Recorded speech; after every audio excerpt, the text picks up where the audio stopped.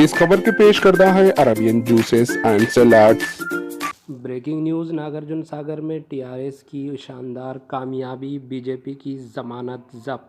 तेलंगाना के नागार्जुन सागर असम्बली हलके के ज़िमनी इंतखाबात में बरसरे इक़्तिदार जमात टीआरएस के उम्मीदवार नोमुला भगत यादव ने शानदार कामयाबी का हासिल की।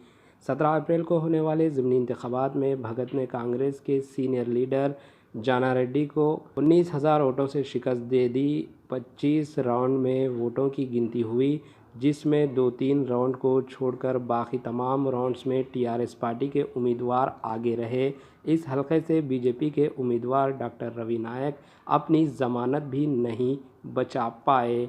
बीजेपी के उम्मीदवार रवि नायक को 6,810 वोट हासिल हुए।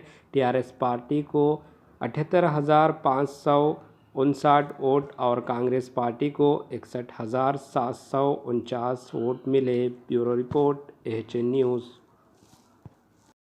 हमारे एएचएन न्यूज़ को सब्सक्राइब करिए ताकि आपको नोटिफिकेशंस आते रहे वक्त पर।